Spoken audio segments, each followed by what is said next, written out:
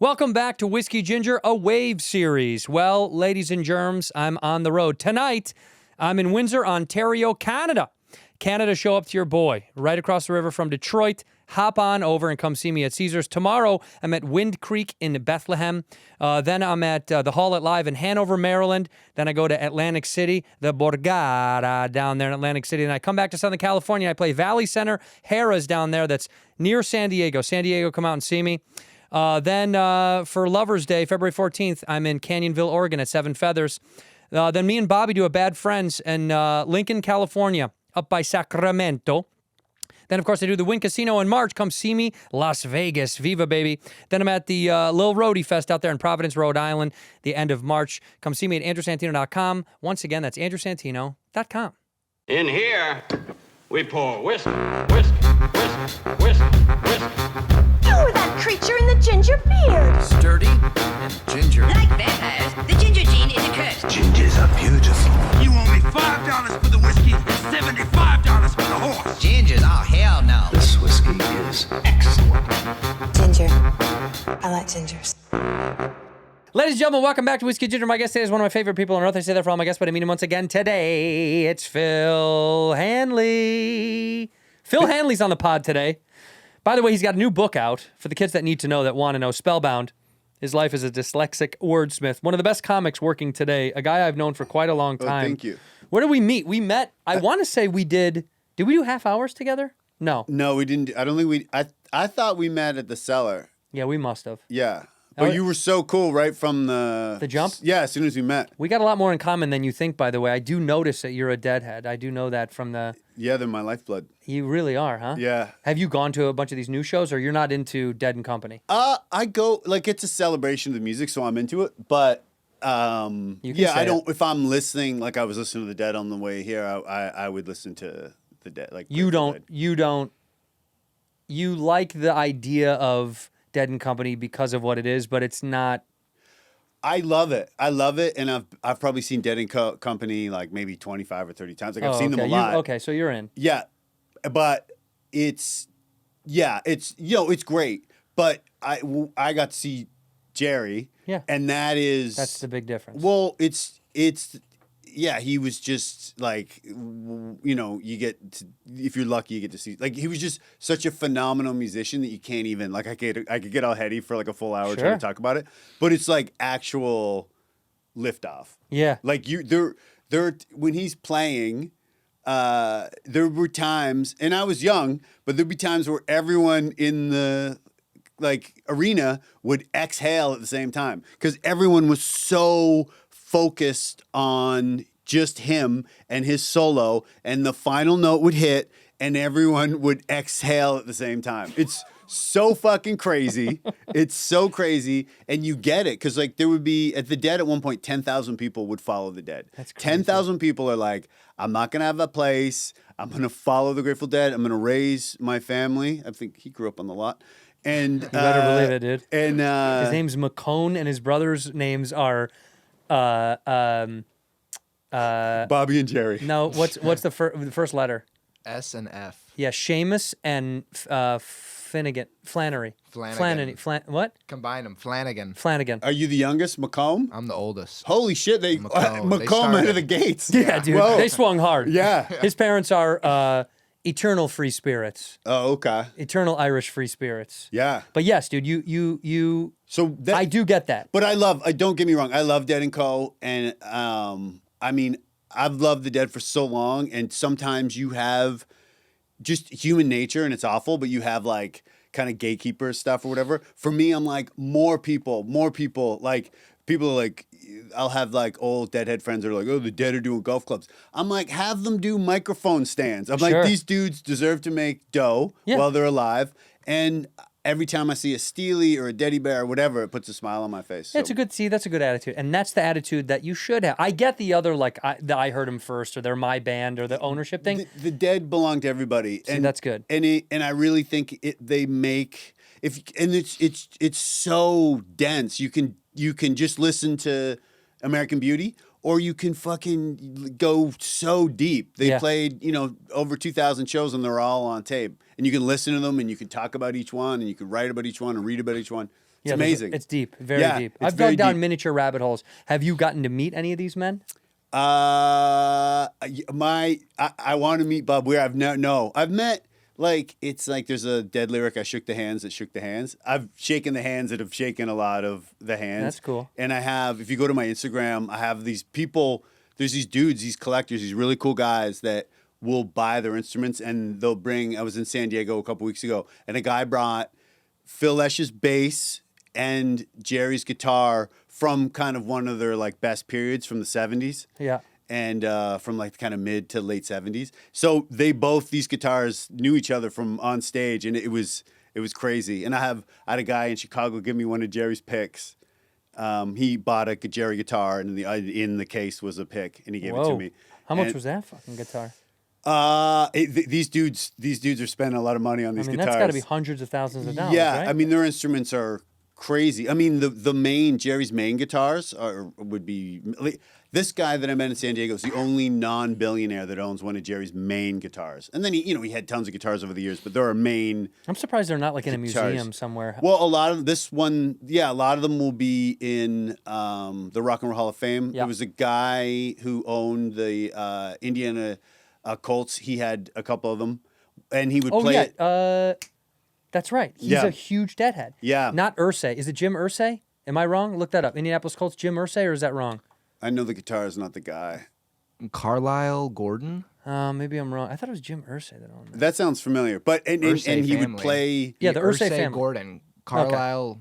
Yeah, but I knew he's a huge deadhead. Yeah. Yeah. And collects all that shit. Yeah. So but the guy gave me the Jerry pick, and it was him and his wife, and he's a really cool dude. He lives in Chicago, and I couldn't keep it together. He like gave me a bag full of stuff, and there was all these like cool shit, and then there was like a pick. And I picked it up, and I tried to say, Jerry, touch this. And I just got real emotional. That's cool. And the same thing happened. The guy gave me a pick from Phil Lesch a couple weeks ago. And I tried, there's certain things I just can't play it cool. But where is that pick? It's both picks are at my place in New York. Framed somewhere. They will be. They're in something special. They're in a special place, but they will Don't be. say it in case you get robbed. Yeah. Imagine some dude comes just to rob you for that. They don't want anything else but that. I would love to get ultimately, I would love to get like a historical piece of Dead, stuff like that. Sure. But the big thing is just be getting to go there. But so I love Dead & Co. and people should go see Dead & Co. Yeah, I've seen him a couple of times. They're great. You're gonna be mad if I've said hello to Bob Weir, but never anything more than that. Oh. Don't get mad. No, well, I didn't deserve it. It's always someone that doesn't deserve it that gets the access to be like, he like walked by. I was like, hey man. Oh, and heavy. He was like, hey man, and I was like, cool. I've talked. That's it. As fast as I could get away from him. Yeah. I did because I thought, don't spend more than 0.5 of a second in case he goes, what do you want? But you know what I mean? I don't want to get the fuck away from me. I talk about Bobby in my book. It's mostly about my life as a dyslexic, but Bob Weir's dyslexic. Yeah. And when I was a kid and found out that he was dyslexic, it just kind of changed Made it even everything. better? It just made it. Well, I mean, it wasn't good up until that point. But That's what I mean. It like helped. Yeah, Yeah. because when you're a kid, everyone's like, Tom Cruise is dyslexic, and you're like, oh, I'll be fucking in Top Gun.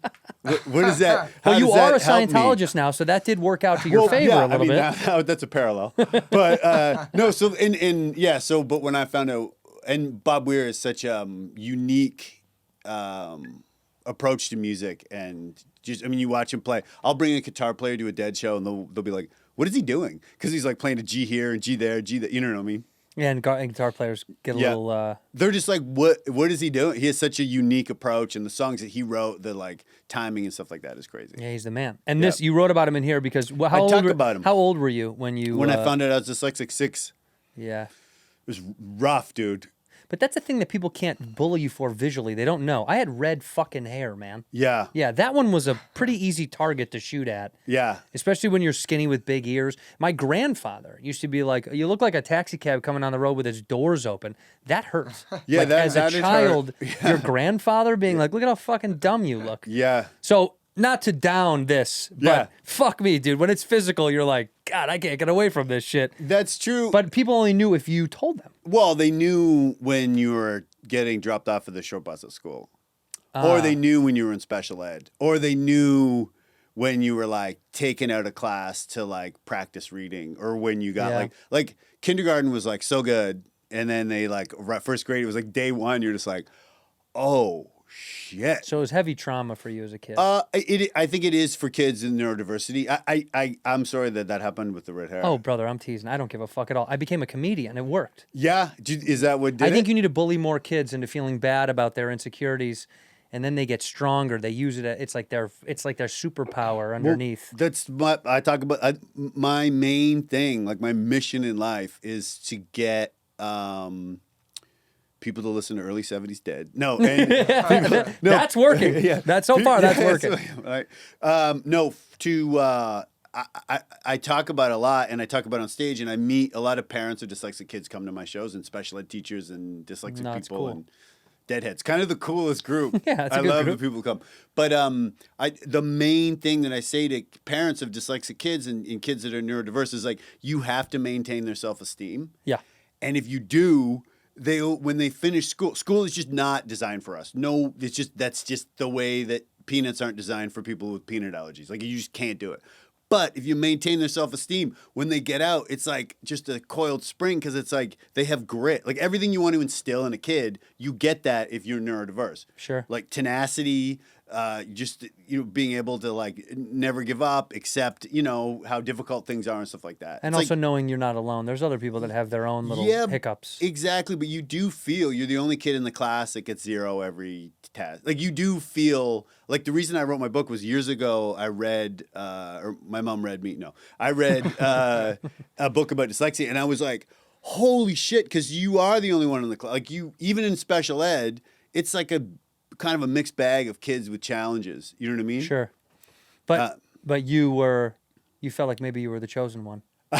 No, but yeah. So anyways, that's why I wrote, because you feel very isolated, and then when you realize other people are experiencing the exact same fucking thing. Yeah, that's cool. And it never stops. When I was in the Uber today, the chances of me typing in the address to your studio, like one thing wrong. And I don't know LA, so I'm cruising around. I'm like, I think we're going to Burbank. I have no idea. Yeah. But easily I could think I'm putting in your address, and I could put in like whatever. Yeah, Just fuck something it the up. opposite. Yeah. Yeah. But now, you've kind of utilized, it is funny. I mean, the title is wonderful as well. This My Life as a Dyslexic Wordsmith is very funny, because you're a great comic, and you're, have a job as a orator to speak for a living. Yeah. The irony is staggeringly beautiful. Well, It's kind of like, because the words up here are wackadoo different. Yeah. But this works so well. Well, because that was just school was you so stifling. You wouldn't know what was going down, and then recess would hit, and I think I was really just like, fucking, you know what I mean? Johnny's calling me out. Yeah. Well, I think like well, you said something powerful. Is that school wasn't built for you the way peanuts aren't built for people with the peanut allergy. But like school, I maybe this is a very heavy-handed position, but I don't think traditional school is built for most people. I argue that like I had a terrible time in school. I was a really bad student. Yeah. Not because I was stupid. It was because it was boring and it's completely. I was so not interested. Yeah. That I was like, this doesn't do anything for me. I don't like it. It doesn't feel good. Yeah. I feel really vulnerable and anxious, and I don't think it's using any of the things that I like. So, the thing back in the fucking 90s when, because we're the same age, I feel like. What are you, in your 40s? I think we're the same age. I might be a like little younger. More sexually experienced, but a little younger. That is a fucking fact. I'll tell you, I can see it in your pants right now. Kid is bulging on camera. Back in the 90s, dude, teachers used to go, your son is a bad kid, he's a bad student, and he's very disruptive and da-da-da-da. Yeah. And thankfully my mom, who is like the most badass bitch on earth, was like, perhaps what you're teaching him isn't interesting to him. Like, perhaps he's just not engaged. Yeah. And your job is to be engaging and not just follow a curriculum, which I think nowadays is different. This is 40 years later. Yeah. But when I was a don't know kid, how different it is. well, maybe not. But there was more options now. Now there's options, yeah. You can send your kid to other kinds of schools. Yeah. But back then, it's public school. I mean, I'm public school kids. Yeah, it's me like, too. get in there and learn the thing. Yeah. And don't disrespect Mrs. Rose, because I'll beat your fucking ass. Yeah, that was for some kids. That was the attitude their parents had, and But dude, that was it. You do the Really? thing and shut up. And then once my mom learned I had something else going on, Yeah. she turned to my side a little bit, because she was like, "Oh, this must be hard for him because he's not interested. No. He's completely disconnected." which is the sign of someone that's more intelligent than. Or someone that's just unique. I don't know if I'm smarter or I was just those weren't the functions I enjoyed working. You know what I mean? It's like Yeah. those synapses weren't firing over there. I could meet kids that could read a book and literally peel apart all the important parts Yeah. and regurgitate it back. I could read the same thing 5 times and be like, fuck, I got to read it again. And I still didn't get any of it.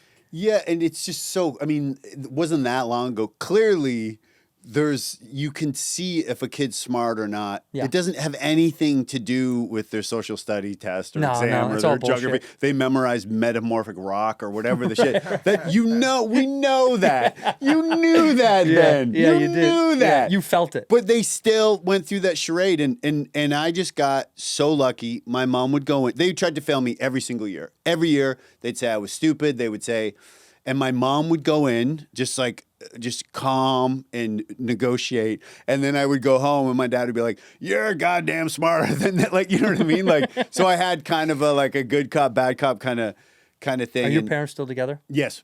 Yeah, I know. I can tell. Oh, really? Yeah, Canadians, man, they're solid, wholesome people. These people are good people at their core. Canada? Yeah, they love each other, your parents. They're still hooking up. I bet your parents still bone today. I mean, that's something Call them, ask that's them. something I could ask after the podcast. I like how he was like, dude, after. I will, but not right now. Yeah, it's funny. I mean, I love Canada. You had I a love wholesome Canadians. growing up.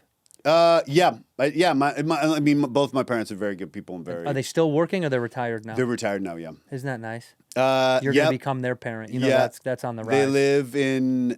I grew up in kind of a suburb of Toronto, kind of like actually a big hockey town. Yeah. But kind of like not like a cultural epicenter. But then my parents at some point retired and moved to Vancouver. So So they live in like kind of the ultimate place for parents to live. West Coasters. Yeah. You went from East Coasters to West Yeah. Coasters. Now, were they still Leafs fans over there? No. They changed hands. My family wasn't like huge hockey fans, but but I am. Which seems pretty antithetical for a Canadian. To My be. dad's a big he's a big Notre Dame fan, a big college college football fan. football. But it's odd for a Canadian. Yeah. But he's like I remember being a kid and I'd be coming home like bombed, and my dad would be like on the driveway with a transistor radio trying to get like the Notre Dame name before they had like an NBC contract or whatever. So it's odd for a Canadian. Why Notre Dame? Because he was taught by Catholic priests and they were Notre Dame fans. Sure. And he's just like a lifelong. It's funny. Yeah. We're as Midwest, as a Chicago kid, because you know that's our neighbor down there. Yeah. You're either kind of groomed to love them or to hate them as a kid. And What did I you bet do? you can tell which one I Oh, am. Just by really? the way I'm talking about Yeah, it. yeah. It just was never, it was either like you grew up, and the most offensive thing was because we're Irish and we come from like Irish family, Yeah. and Irish Catholics, they're always like, you love Notre Dame, right? Yeah, and you're yeah. like, fuck you. I hated that people like put it on us a little bit. Yeah. So I think part of my hatred was there was so much of it in Chicago, like everybody loved Notre Dame. Yeah. And I was just so like, yeah, fucking Rudy stinks. Rudy Rudy stinks. It's not even a real story. It's like bothered me for some reason. I don't know why. I get it. I get the lore of why people. It's got a lot of that juice to it that tastes good. But I was anything that was like growing up. If you saw someone wearing a Notre Dame shirt in like Oshawa, Ontario, you'd be like, I'd tell my dad that night. I'd be like, yeah, the guy was wearing a Notre Dame. Like it was so rare. But anytime something's forced down my throat, I hated it. I didn't like it. I grew up. I was a hockey fan, but I wasn't a Leaf fan because everyone was a Leaf fan. I Right. just got into them later in life. Just 'cause, You're a Winnipeg Jets fan, huh? You went the other way. I liked the Rangers. I always loved New York, so I liked the You're Rangers. so and close, stuff when I was a kid. You guys are. It's like you can adopt the New York team. Yeah. and you're allowed to. Yeah. Have you ever been to? See, that's funny because any Canadian I know, there's a lot of good Canadians in my life. Football, it's a rare one for American football, but especially college ball. college It's football crazy. even more specific. Yeah. Well, like CFL, I went to a CFL game one time, and I was like, I do understand why they don't really love pro football. It's not. It's it's not. wild. The field is like round. Totally Or what- different. Like the field's so It's wide. just a and the different end zone- size. Yeah, it's a little strange. I mean, still fun. I went to go see Edmonton Eskimos. We did like a Okay. whole. I did a sports show, and they were like, "Go watch an Eskimos game," and we went, and it was cool. Yeah. But I was also like, the level of play in the United States, professional football, it's like, oh my god, it's unbelievable. yeah. The difference is insane. Yeah. It looks like high school to pro. I mean, it's. I was never I wasn't a CFL fan. We'd go to games when I was a kid and stuff like that, and it was fun. Because the tickets were probably like $6. Yeah, tickets were probably inexpensive. I wasn't buying them at the time, but Oh, yeah. no. You weren't purchasing tickets when you were a little kid? No, but next time when I go home for Christmas, I'll be throwing around CFL hustling tickets. out in the parking lot, man. You got to hustle. You got to get out there and fucking hustle. Like Yeah. the old barking days in New York. When did you move to New York to do stand-up? Probably about 12 years ago. I missed all the barking stuff. I had actually done a little bit of like American TV and stuff before I moved to New York. That's even better, man. You Yeah, didn't so have I to do all that missed all the bullshit. barking shit. I Yeah. walk by them every night. See New York East Coasters bark for people that at home, like they, guys will stand out on the corner and say, comedy show. rough. It's a thing that a lot of young comics have to do. And then Yeah. the West Coast guys, we don't bark because there's no walk. We have no foot traffic. So for the West Coast guys, we have a lot of bringer shows when you're young. You have to elicit all the people in your office or your day job to come see you at night. God. The last people you wanted to see you. Well, but you I need this because they only let me on if I bring Yeah. 3 people. It's disgusting. It's such a scam. It's so gross. I started, but I had done like some stuff in Canada, and I'd done some like I did Craig Ferguson a couple times, and I thought I had He's credits, awesome. and I arrived in New York, and they were like, "Yeah, we don't give Nobody don't gives give a a shit." So I was just above barking. I arrived and I was closing the show. Everyone else had to bark, and then I got to go on at the end. But oh god, those shows are so rough. It was a place called the World Cafe above Broadway. Like I was dying to get a spot at Broadway. I was in like the cafe, and the people that would sit on the stage. So it's like there's one thing to do a check spot, it's another thing to be like in the crowd during the check spot. Ugh. People are working the thing, and they're like, just the level of respect where if there was something wrong, I had people be like, "Hey, you know what I mean?" And I'm like, "You're like." I didn't have a Chardonnay. Yeah. That table had a Yeah, Chardonnay. could you have a bit about that? And I'm like, I fucking moved here. I like ended a relationship with my girlfriend. I'm not watching my nephew grow up because I'm fucking in New York City. Yeah, but it's working now. Yeah, Don't you feel good now? I do. I feel good now. You Yeah, should for sure. Yeah, you for should. Sure. Would you stay? Are you going to stay in New York? You think or no? I think so. I love New York. It's so funny. I was thinking on the drive here, I was like, it's so weird how LA and New York, it's like, it's just so 50-50. There's such strong things for both things. Well, I mean, we like it because it's easy and quiet, and you kind of can just disappear out here. Yeah. I think you can't really disappear in New York. No. You could try. Yeah. It's tough. I have tried. I moved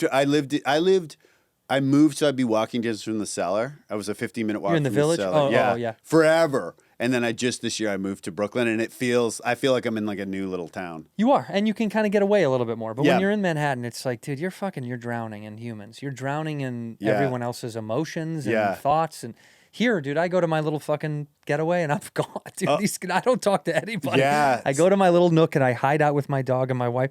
But I get it's whatever suits you. But it's like nowadays, LA's quieter than ever. So when I do go to New York, I get excited to go spend a week or two there because I'm like, this is more quiet now because the business has kind of dissipated a little bit and things aren't really the same in LA. It's funny that now I feel this is the move. I feel like LA, this is the time to move to LA. I would argue this is definitely the time to move. I mean, we're definitely going to have an economic collapse here any day now. Knock on some wood. Let's go, baby. Government's going to fuck everything up. It's already ruined. I mean, might as well let the bottom fall out, The Rock is coming at us. Let's hope it hits. Yeah. Let's hope, dude. It's coming. Nah, I think now might be the time to move to LA. I'll move out. You move in. You want my place? Would you move out? Where would you go? I've got a couple of places on the map that I've darted. Really? Where do you think I'm going to end up going after all this time? Colorado. Colorado feels like the one. Yeah, I do feel like Colorado is the I one. had a flight home, like an early flight, leaving Colorado, and I bumped into Rory. Yeah, I love Rory. Rory's cool. I mean, he's so Yeah. fucking great. But sorry, I swear a lot on this podcast. I You say whatever you want. Oh, really? Yeah. Okay. My grandmother edits it, so she will go, bad boys. No, No, I'm sorry. No. I'm excited. I've been wanting to do this. For a no, long dude, time. you're good. No, Rory, you ran into Rory. Yeah, at, and at he the lives airport. at the airport, Yeah. and he lives in Denver. And I was Yeah. like, wow, he seems quite chipper. I get because you can kind of do that now. I think Colorado. I don't know. I miss. I miss Canada. I'm a brand new American citizen. It's been 2 weeks. I know. We were just gonna say, don't come after him, Ice. I know Ice is also watching. He's one of us now, dude. As of how many weeks? 2 weeks. 2 weeks, and you had to take that dumb test that we don't even know how to do. Dude, I take like From when I was a kid, when we would cross the border, Yeah. it was such a like my dad would start like advising us what to say and what to do. It was like a big deal, right? To cross the border and like you got to say how much money you spent, and blah blah blah, and all this stuff. So I'm like so intense about things to do with the U.S. government that I studied for that test. I was getting 100%, 100 questions. I have a crippling learning disability. You'll read about it, and you will read it. Right? Yeah, I will read it. And I was getting 100 out of 100. I worked on it for months, and then they asked me 6 questions. I got the first 6 questions right, and then they moved on. How annoying. But 100, like who was president during World War One? World War One would have been. Get Seamus on the phone. Damn, dude. He would know. Would he? Yeah, he's a history major. World War One was. Give me the first initial. W. Yeah, was it Woodrow Wilson? Yep. Yeah, I Yep. did think it was Woodrow. You know what's so funny? My instinct was Woodrow Wilson, but then I bailed on it. You know when you like your Yeah, brain I goes, do "No, that. that's wrong. Yeah. Don't say it." Yeah. Like I literally said know. in my mind. And then you're right, and then afterwards you're like, fuck, why did I say I know I shouldn't it? have bailed. That's why I'd be so bad on one of those on Jeopardy. Yeah. We played Jeopardy the other night and we fucking stunk because your instinct is probably right. Yeah. But you always go, "Oh, that's an idiot. Don't say that, Yeah, you moron." yeah. That's completely right. We did that like Everyone 5 was times. in the negative. Where were you No guys one- playing We Jeopardy? did it on here the in the show. studio for Oh, fun. okay. But we were all in the negative because your instinct, you always second guess because you Yeah. think, well, Jeopardy's got to have a curveball. It's got to Yeah. be, it's Yeah, like, yeah. well, that's what every moron would say. Yeah. I have a hard one. Who was the president after Grant? That wasn't on the test. As Ulysses S. Grant, who was after Who him? was after him? Term 1877 to 1881. After Grant was, I'd even give you the initials. R.H. Ryan, is it Ryan? Is there a In President the Ryan? 1800s, named Ryan? No, wait, R.H. Reginald, Ronald. I don't even know if you'll get the first name. Remy. Nope. Wait a minute, R.H. Hammond is the last name. Nope. Harland, Hangnail. Hangnail? It is Yeah, is it Hangnell? Reginald Hangnell? Ryan Hangnail. That's him. What is his name? Rutherford B. Hayes. Oh, Rutherford Hayes. Oh, I never Who's even. the guy that died in the tub? I never heard about That him. wasn't that Taft? Taft died in the tub. That's got to be the coolest guy to die in a tub. The president died in a tub is so rock and roll to me. He was fucking eating. You know, he had gout. He was all like slovenly and gross. What was it? Was it a heart attack? Yeah. No, I guess he Drowning? Didn't, I guess he didn't die. He but didn't it's a die? myth. He had a Yeah. heart attack in the tub? It's a fable. Oh, so he's okay? He's alive. Yeah. Yeah. He's 148 years old. He's alive. I guess Taft just needed a bigger tub. Oh, okay. Why do we all was think he installed. died in the tub? I've only heard you say it. Oh no, I guess the myth was also he got stuck in it. He didn't die in it also. Was he a either. larger fella? He was a big. He Yeah, was he a big was a boy. fat hog. Yeah. Oh, really? Are you a big history buff outside of that or no? No, but I That was I for just the learned the test. 100 questions, and I'm really happy about the 100 questions. But if someone goes like this Grant question, which I thought was kind of enough, It was kind of bullshit. Yeah, it was kind yeah, of it a- smelled like bullshit. No, that was really hard. Hey That man, was a turn your really fucking hard mic one. off right now. You're not on the show, okay? You're dude. Look at me. You're pissing me right off, and you know that, dude. He does this all the time. He's my son. I've raised him for how many years have I raised you? 3. 3 years. Well, 2 and a And I shook his father's hand when I taped my special in Minnesota, where he's from. Oh, really? And I shook his father's hand because I had met him before. Yeah. But I said, it's a pleasure to be a second dad to your son. And he was like so emotional, was like, oh, thank you for taking care of him. Because when he moved out here, they were afraid he was going to get into drugs Yeah. and hookers. And, and well, some of that's true. But I protected him graciously. Oh, that's great. Because I don't have children. We can't No. have kids. So he's been my adopted son. Oh, really? Yeah, I do this now. I'm learning. I think this is a revelation I've had the past couple of years that I'm like, what if I just make people in my life my family and help them in whatever it is? Yeah. I'm not saying like pay for their life or whatever, Yeah. although pay for your life, yeah, usually. But like, how do I I'm writing about it a lot on stage right now about how it's like this weird time when people are like, are you married? Yeah, you have kids, and and then it's this whole next chunk of bullshit of like, what's that?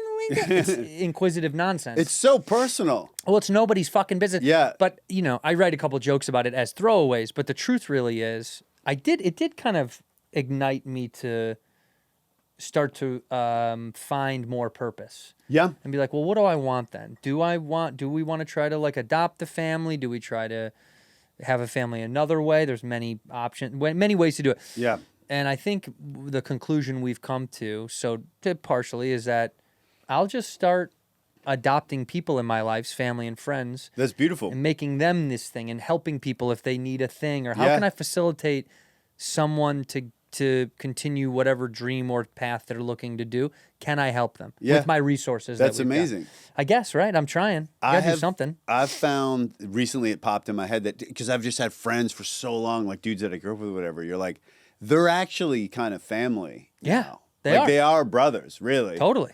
Yeah, I mean, how many brothers, sisters you got? I have my sister. Yeah.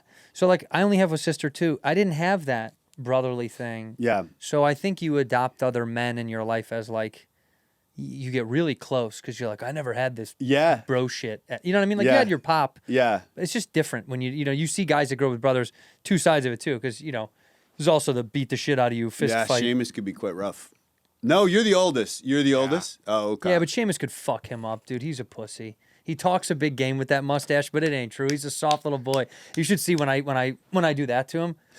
He gets so nervous. And I mean this as a compliment, but when I met you, you have the best look for a podcast producer. It's unbelievable. Dude. You That can't is get true. better. You will be that for the rest of your life. You're like comic book guy from The Simpsons. You just get fatter. Nothing else changes. You look identical as time has Great gone look, on. handsome He's a handsome kid. young man. He I does also pretty wore my good. glasses today. I didn't want to put Yeah, in he my wanted to contacts. turn you on. Oh, he shit. knows you like know about, glasses. yeah, you know about. Okay. I know how horny you All get right. for glasses. Yeah. Are you a single guy? What's the old Hedberg joke? I don't have a girlfriend. I don't have a girlfriend, but I know a just woman know that would be women- very I know upset women if she really heard me like say that. Yeah. Yeah. What a good joke. It's so good. Yeah. I mean, Did you ever get to see him live? Oh, dude, I loved Hedberg, and we drove. He was playing Seattle on a Friday, and it was like a new club. And he showed up, and he thought the tickets were too expensive. He thought the drinks were too expensive for his fans, so we decided to not do the Saturday show. And we already drove down to Seattle, so we did like an open mic, and then we found out at the last minute he did the show anyways. So I didn't get to see Hedberg. Damn, dude. I know. What a weird thing to be like, I'm mad at these things. I'm going to stop. It's like, just do the show for cheap then or something. Yeah, but I think he wasn't like happy with the way it was like a new club, and I think he spent time in Seattle, right? So I think I think he went to this new club and was like bummed that he was in his hometown and all his like hometown people were coming and being overcharged and stuff.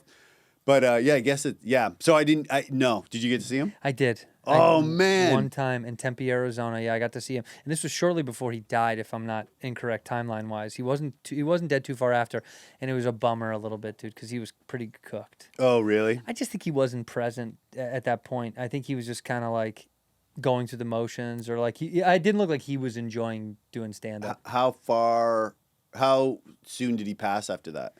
If I'm wrong, I mean, we'd have to look up the timeline, but I'm pretty sure it was because he died in... What year did he die? Hedberg died in... He died in 2005. 5, yeah, that's right. March 30th. Right, so that was my junior year or senior year in college. So, right, yeah, probably like a year later he had died. Oh, okay. Yeah, it sucked. Like, Yeah. I was fucking bummed because the show was, I mean, like, and the girl that got me tickets, is this girl that I, like, was head over heels for, and she was like, I've got Mitch Hedberg tickets. I was like, you're the coolest woman that ever walked here. I was totally. like, I'll fucking get you pregnant now in college. Like, I was obsessed with her. Yeah. And then we went to the show, and she wasn't a big comedy nerd. She just knew I loved comedy. So she kind of was like, is that awesome? And I was like, not really. Oh, really? Just because he wasn't there, really. I could feel that he wasn't engaged. Yeah. And kind of like, he was a little like, fuck this. Not as I'm too cool for this, but also probably... Well, if you're partying and he's stuff probably like that. dejected from fucking, 4 days of being on the run and blah, blah, blah. And, but it did also give me an early window into the nights that you feel that way. Yeah.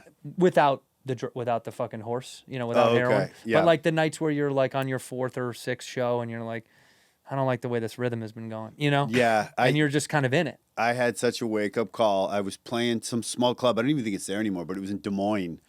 And a guy had flown from England to see me in Des Moines, which I'm like, don't do that. Don't see do me that. in New York. Please don't do that. Yeah. Anyways. Or just don't see me at all. Please don't waste your money. That's crazy. That's crazy. So I was that's always in my head now because I'm like, could you imagine? Yeah. And the show was fine, but it was like This it was is a all right, Phil, small not bad, club in Des Moines. And the Right. show, maybe the show was good. I don't remember it being a bad show, but I do remember thinking like, oh, you got to bring it every fucking time. How did you know? He emailed you? I meet people after the show. Oh, he told you that. Yeah, Well, he thank goes- God you didn't know before the show. Oh that my would have God. fucking ruined Yes, you. Yeah, it would have have bombed so bad. It trips me out. It's like that Seinfeld episode where he's got the pilot. In Yeah, the crowd. pilot. I would just be like looking at the British guy. But it's so crazy. How many there's not a direct. It's like Heathrow to Des Moines. No, Could doesn't you, exist. No, he had it's to go to New York, crazy. then go to Chicago, Yes, then go to Iowa. But why you'd pick Des Moines? And no offense to the good people of Des Moines, but No, a little bit of an offense. That sounds like a little bit. The club's not open anymore. It's fine. Who I don't knows? think it is. I've Yeah. never played Iowa, Oh, really? and I'm from Chicago. I've never once. I played every state in the Midwest except Iowa. I've never even. I don't even think I've stepped foot in I've Iowa. played Des Moines a couple times. I think I played Des Moines fairly recently too. There's another There's club a new there. club, like a Hilarities or a Funny Bone or something. I think it must be a Funny Bone or something. Gotta be, bro. Yeah. There's only like 4 now. It's like the comedy clubs have turned into like what Amazon. It's either Amazon owns it or BlackRock or Apple. It's like 4 Yeah. companies own everything. Yeah. And that's kind of how like Funny Bone, Helium, Yeah. Improv. Yep. Yeah, Funny Bone Des Moines. Funny Bone. Funny there it is. Bone. Des We Moines. guessed it, baby. Okay. We You were got there? it. He was there. Funny Bones. Good on Funny Bones. You're on tour right now, by the way. Yeah. For people that need to go see Oh, that would a be great great. comedian, go see him now. He's literally all over the place. December, I looked on your schedule for fun. I think you're all of December, January, February, March, and then you have April too, or no? Oh yeah, April. I'm all the way till May? Yeah. And then you take the summer down? I do like fewer weekends in the summer, and then I start up in the fall again, which feels so. I remember there was a year where I didn't get booked for a full year. I just did cellar spots for a full year. Really? So now getting to work all the time. Yeah. Yeah. I remember I did the Comedy Central half hour, and I was like, here we go, American dream. Here they come. And then just agent did not call. What year was your half hour? Where did you film it? I filmed it in Boston. I At did it the- with at the Sam. Royale? I believe so. Yeah, it was in a club. We did the same. I think we did the same. We were not at the same. We didn't film at the same time, but I think ours were at the same time. Oh, really? Because I did it the year with Sam and List. Yeah, that's got to be us, isn't that me? What year did I do it? I didn't film with them, but like I think we were part of the same. Oh, okay. Whatever Yeah. season, Yeah. whatever they used to call them when they're like, hey, Oh, we'll, yes. they're like, we'll give you $6 Yeah. to do this. Yeah, and you then guys. Fuck, you you got guys were $6. the same year. we're the same year. Oh, well, that's cool yeah, to with know. Beth Stelling and Brooks. I was with Brooks Wheelan and Beth Stelling and Hampton Yount. Do you remember Hampton? Yes. Yeah, Hampton and Oh, and Barry. Barry Rothbart. That's exactly right. I remember Barry too. I kind of got screwed because I had like a sweet spot midweek. And then I had like a weekend, and it was a good weekend. I think it was like Acme. And I ended up getting moved. I had to go first. And they were like fucking monkey wrenching cameras and shit, like seconds before I was on stage. And I remember it wasn't a bad crowd, but I remember, you know, when you're performing and you're feeling them warm up, like you can just feel, it's like watching a flower bloom and you're like, God, this flower is going to be gorgeous for the next guy. Like Right. you're just like, God damn. And I remember feeling them warm up and I was like, oh boy. Yeah. But those tapings are always tough. People have no idea. Like those things, they feel every camera. There's huge cranes in the way. It's like they know they're in a thing. It feels so not comedy clubby. yeah. So it does something to the crowd. Oh, and also I said to when they were the person that, and she was really nice, and she does a lot of people's comedy specials, and she's like very, very talented. But for me, I think someone said, oh, he riffs with the crowd a lot. And she mentioned something to me, and I'm like, don't take that into consideration when you seat the crowd. Just put just as random as the universe wants the person to sit in the Sure. front, have them.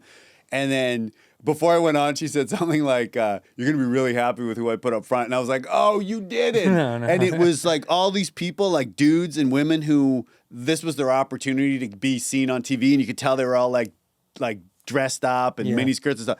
And I was like, oh,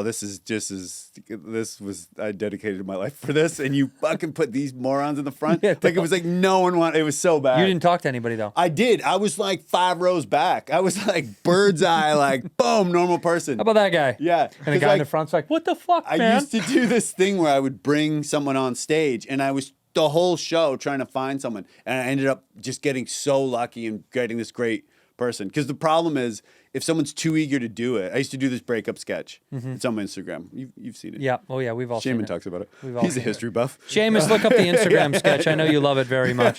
Anyways, so she was cool, but it was hell because I was performing and I was trying to get the just to get the temperature, and it was just like girls that were dressed up like they were going to a nightclub that really had nothing. Yeah, to say. because they're for TV, baby. They're ready for that. This was their big this is break. the big break. Yeah. Meanwhile, we go do it. It's not our big break, and, Yeah. and you cry backstage to your best friend, which is what I did. I got off and I bawled like a baby. Oh, really? I think the stress and the pressure annoyed me so much that Yeah. when I got back there, I was like, it was terrible. And it ended up not being bad at all. It was fine. It was fine because Yeah. they did whatever they Yeah, did. it was fine, but I hated it. Oh, I was God. like, this sucks. Yeah. It didn't feel good, I didn't work for a year afterwards, so that's how mine went. No, so it went real good. yeah, no. I think when you saw it, it looks fine. And it wasn't like I was bombing, but I was warming up the crowd where I was like, Yeah. this isn't on me. So I had the opposite effect. I think I went second to last, which was a bummer because everyone was already fucking cooked. Mm. And they had shuffled in a few people and then they kept a few other people. And I was like, well, this is weird. Yeah. Like some people stayed, some people are new. It's like, I think there is this is such stupid bullshit nerd talk, but like there is a psychological thing that happens when there's groupthink and there's the same kind of timeline that exists between people in a room. Yeah. They can get together on something easier. Yeah. But it's almost as if, even though they don't know each other, when they're like new people, it fucks with their head. Yeah. Do you know what I mean? It's when they Yeah. shuffle people and move and they're like, what's going on? Yeah. Like they get nervous, like as if something is really different, but Yeah. it's not, but it is. Yeah. So it does something to the way that you emote and react. I mean, there's so much psychology to audiences. There is. It's kind of crazy. Like the way that some nights you're like, this audience is unbelievably great. How are they so good? Yeah. And then the crowd right after them, you're like, who the fuck are these people? Yeah. What did they learn to be audiences? Because people always say like it must be so hard what you do. But people say that about comedians, and I don't. I mean, you learn once you learn how to do it. It's not. But there's factors that no one takes into account. That's right. Yeah. You know what Stuff I mean? you just can't control. Yeah, like someone would come into a room and be like, oh, this grand room, like, whoa, the show's gonna be amazing. You're like, the show's gonna be shit because you could park a 747 in this room. The ceiling, and there's gonna be no, like, you know what I mean? You could just tear. It's going straight up, baby. Yeah. You could Can you tear- put some of the crowd up there? Because then it'll be Yeah. funny. If they're above me looking down, There's so many little things where, and you can't even express it. Like, you just got to be like, someone's like, oh, that show was good. You're like, oh, thanks. But in your head, you're like, are you fucking serious? There was round tables. There was a fucking booth along the back. Like, there's Right, just like, right. you know what I mean? Yeah. Like, you're like, yeah. the So- little things you would change. Yeah, and it makes all the difference in the world. And you can tell if a crowd's good. You can tell if you just can just read them. You just learn that thing. Yeah. So once you learn stand up, I don't think it's that hard. Like it's not hard enough for people to, you know what I mean? Like a fucking someone who does like surgery to say to a comedian, "Oh, I really respect what you do." You're like, don't. Yeah, please You don't. know what you Yeah. do is No. yeah. I This mean, is clown. I'm clown. It's- Me clown. Yeah, like it's great, and you take an experience in your life and you get a bit out of it. There's like that's like somewhat of an artistic. I'm not like saying it's terrible, but it's really if it's in the right circumstances, if it's in the Comedy Cellar, and you know what I mean. Mm-hmm. If it's a McDougal hot room, Yeah. What are the four is your favorite? McDougal for me. You and me are the same. It's just Most people say VU, and I disagree. Yeah. I love that room. I really like the McDougal's the view, best. but these rooms have just like there's just been so much laughter and so much. It's just you feel it. You're like, Oh, whoa, yeah. this is like a really special. They do place. too. That's what we're saying about the psychology of an audience member. They also feel Yeah. it because they're like, They're it's packed tiny and it's us. in, it's- And it's yeah. us, and no one knows we're here. Yeah, and we could do anything in this. It just feels like so you feel powerful. There's a mystical thing. There is, and yeah. and there is in certain. That's why I certain, enter the stage like this. certain I rooms. just I walk on. I just go like eyes. distance of smoke.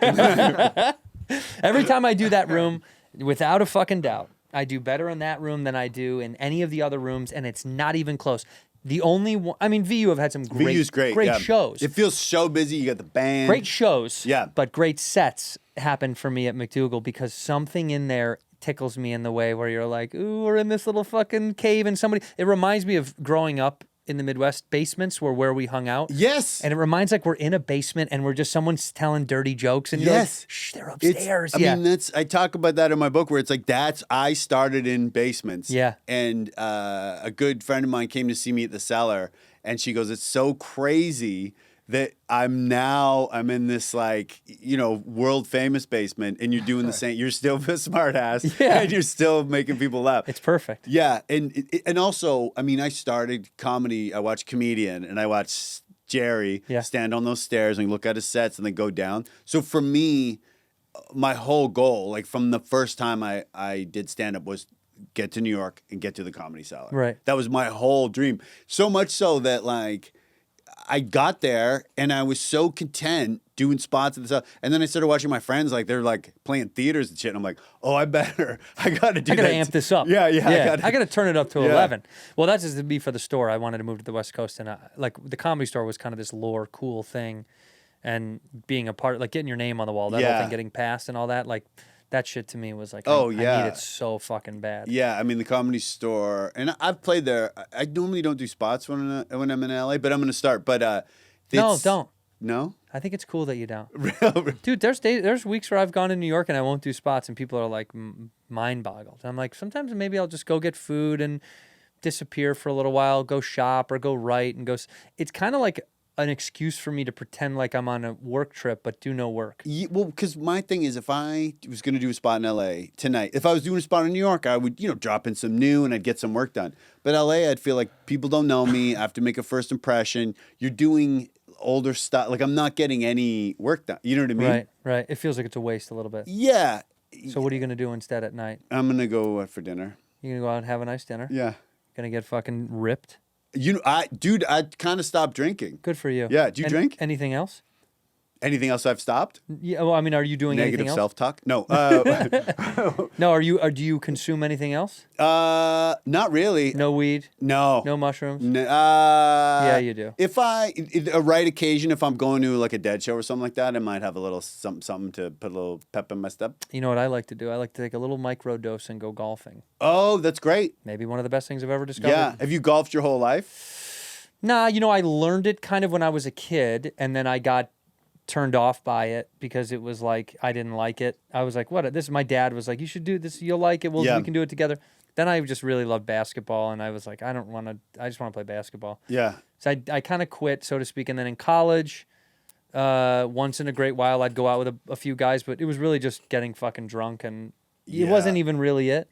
And then when I moved out here, you can't afford it when you're young. So no, I never really played. And then I'd say like around around 30, I really started to get in again. Oh, cool. I really was like, okay, I have time, a little bit of money, and I could do it.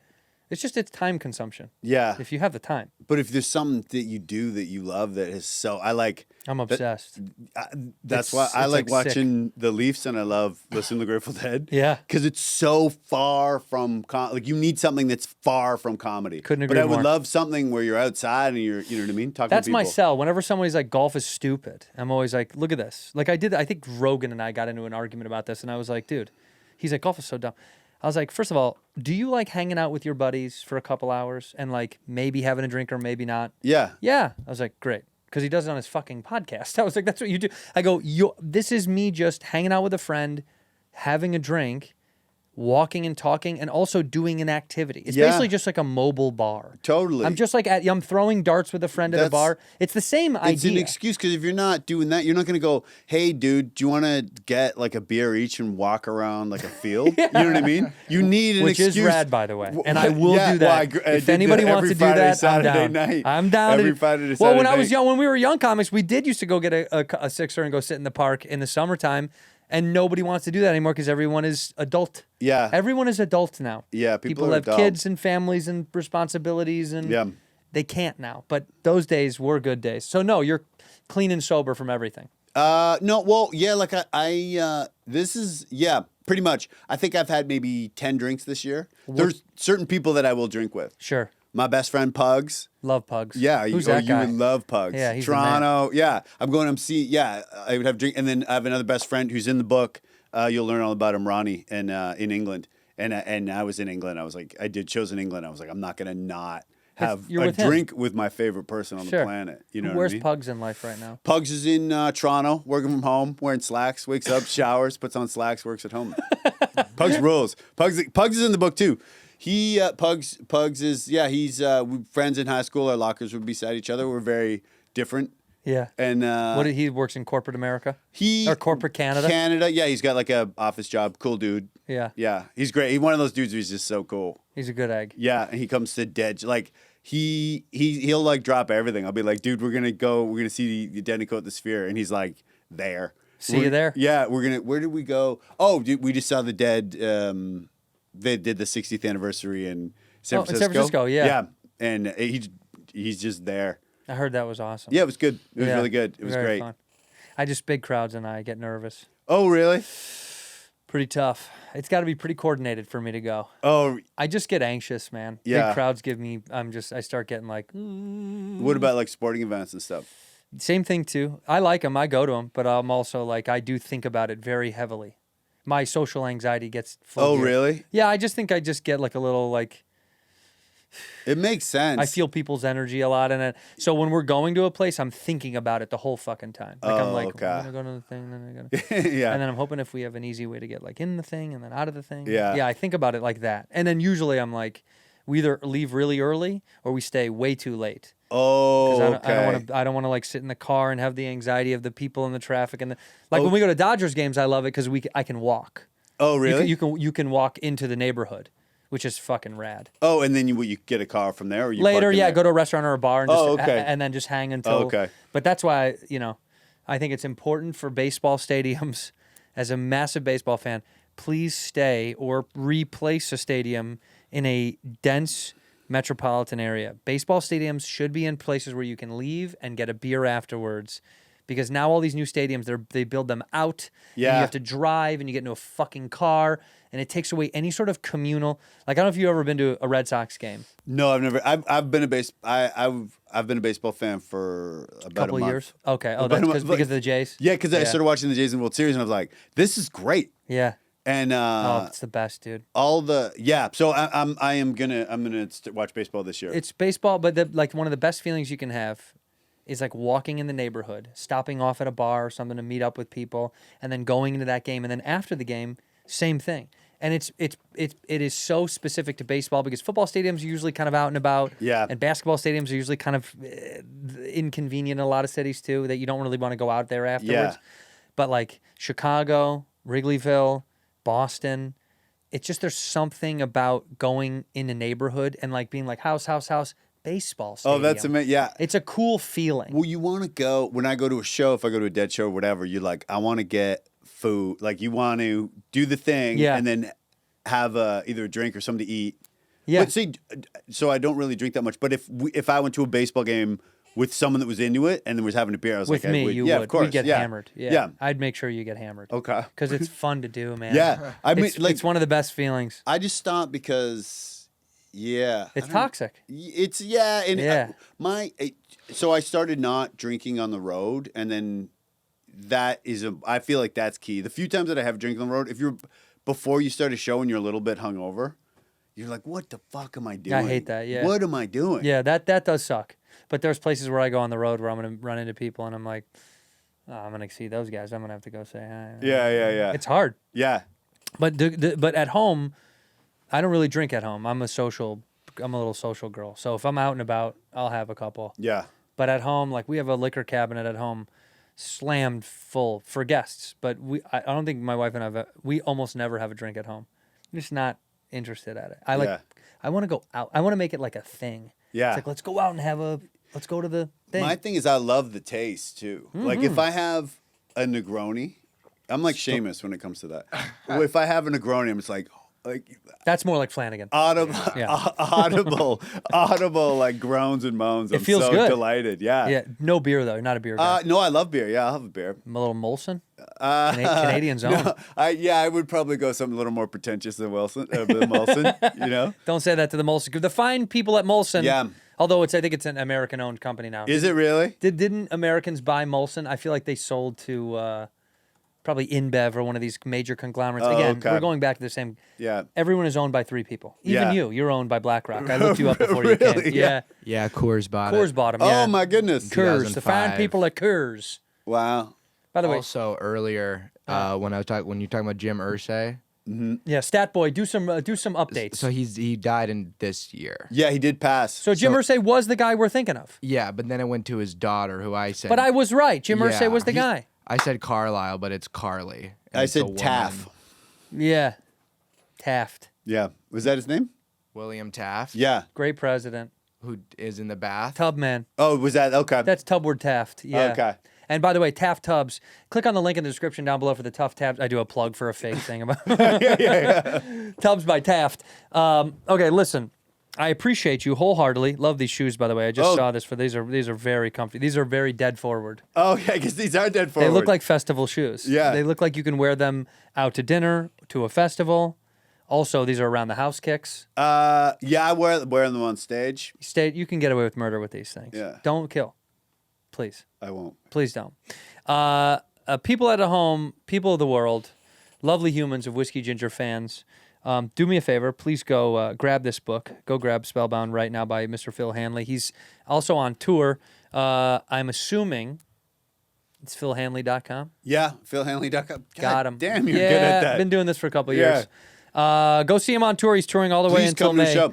And then in May, he is, of course, going back to his butterfly farm that he owns in northern Canada. Own And and we'll disclose the operates. location about that. Yeah. Yeah, 17,000 butterflies he breeds every single year. One by one names them, which is actually pretty remarkable. Yeah, and I got a couple interesting names for butterflies just today, so thank you. So thank you, Coleman. dude.